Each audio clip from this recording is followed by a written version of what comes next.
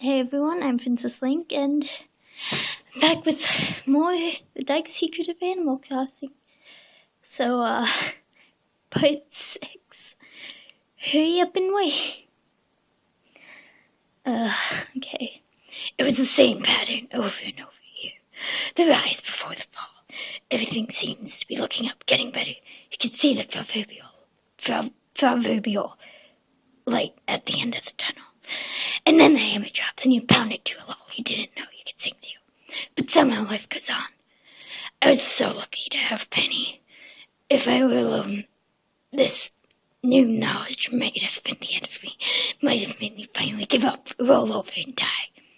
Instead, we shared our misery, and in some indescribable way, it made things livable, even at the worst of times. Alone, we were just scared children, but together, we felt like we could handle anything. Even Nook. Some time passed before we could figure out our castaway conundrum. We didn't know what they did, but neither of us managed to stay awake for our fateful cab ride to camp, and we both suffered from zero visibility as our kid driver maneuvered through a torrential downpour. The only possible answer was that something happened to us in that cab, some kind of gas or fume that caused us to pass out and lose time. Something that the frog-like cab driver was immune to. He's a Kappa. Dummy. Who knows how far we actually traveled? But then there's the question of how we arrived on an island. Penny says she can't picture him anymore. She's been trapped here for several years, but I remember the strange cabby. So tell me, Billy, why are ye setting sail for camp? He wanted me to call him Captain. He had an odd, fishy smell, and it was my first glimpse of the horrible animal residents at camp. He had a salty accent, like a crusty fisherman past his prime. The only explanation that makes sense is the man rents a boat. Maybe one big enough to drive a car onto. Maybe he even operates a car ferry, like the ones my family used to take when we make road trips cross country. Penny thinks this is probably right. She's always wondered how they found the bottom messages she had flung out to sea. But our method of capture may be our means of escape.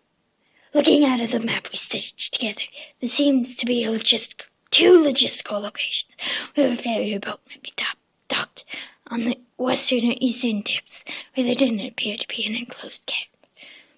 Stealing their own boat would be our best bet. We'd have a reliable getaway, and with any luck, they wouldn't be able to chase us. We just hoped it didn't have sails. We knew we couldn't take all the captives with us. Even with all the other children on the islands, we were outnumbered 10 to 1. It was obvious we'd have to send help later. That's not very grammar. That's not very grammar. Neither is that. First, we needed to escape from our own camps, and I had been failing at this pretty consistently. Even with the prospect of real escape and Penny's friendship, the gyroids hung like storm clouds in the back of my mind. How could I escape and still take them with me? Why to escape was too risky, too many factors. Feck this! From the shore, we could see tall figures out in the ocean, rolling over 10 feet high. We knew we wouldn't have the strength to overtake them, and the mere thought of trying to build a full-size raft under the watchful eyes of Nook and his spies sent a shiver down my spine. Penny was punished for just sending bottles. I don't know what they'd do if they caught me in the middle of an all-out escape.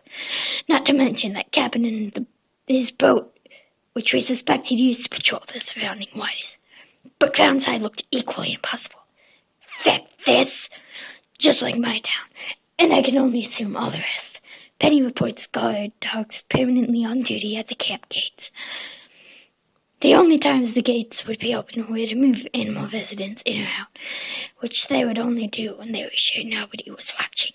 Our saving grace was that over time, Penny found out something interesting. There was someone that never used the gates to get around. Tom Nook. Feck you!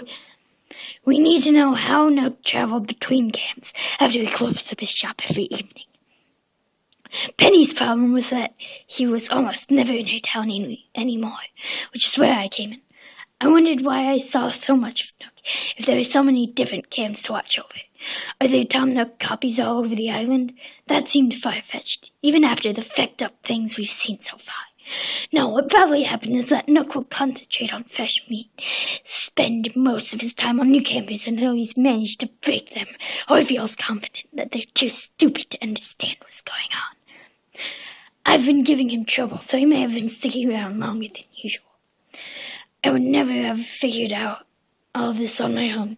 Between the two of us, we came up with a plan and put it into action the next evening.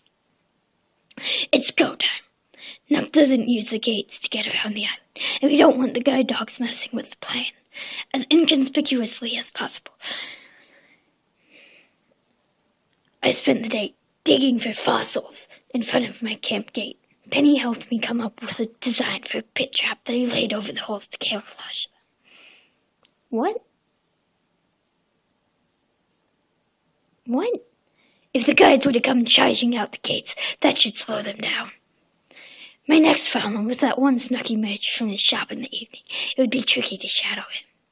I'd have to stay in camo and avoid any residents that was still roaming the camp in the evening light. I tried to take cover behind trees and make quick dashes as I was going to remain unseen. Realizing their love for... No, you can't say that word, you fecker.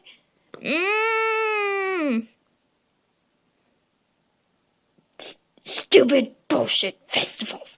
I put up a notice on the bulletin board that I hoped would keep some of the more stupid residents indoors that night.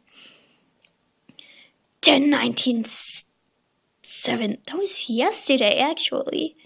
Holy crap. Dude, that was... Today's literally the 20th. Okay. Written by Billy. Hi, everybody. Tomorrow night is the Stay Indoors Festival. I hope everyone will be able to attend. The third problem was that once I escaped, I couldn't just abandon the town without putting everyone on alarm. Once I knew where to find Nook's secret escape route, we'd have to find one for Penny too. Hopefully in a similar spot. Then we'd have to make another effort to find the docks and steal a boat. It was all very risky and complicated, and honestly, the longer we waited, the more my nerves got to me. I wouldn't allow myself to imagine what would happen to us if we got caught. The moment of truth, I couldn't risk being seen, so I strained to hear the beep and whoosh of the automatic slide toward Mike Nook's departure. As I hid around the corner of the Nook and Go, the sun setting slowly on the earth. And it was a Friday too, dude. What the frick? What? What? 10/19 Friday. That was literally yesterday. It was October 19th, and it was a Friday. That's really weird. Okay. Okay. As I hid around the corner of the Nook and Go, the sun setting slowly on the horizon, I began to get jittery and paranoid. I jumped at every rustle of the leaves and the buzz of evening insects. I constantly glanced back at the town gates, fully expecting guide dogs to come charging around the corner, heard all the pit traps and sing their spears into my aching chest. So I waited. It was the longest night of my young life. Okay. The problem is, the voice that I'm doing for this really hurts my throat. So, like, I can only do, like, I don't know. So, yeah, that's the end of that chapter. If you like this, don't forget to like, comment, and subscribe, and I will see you guys next time. Bye!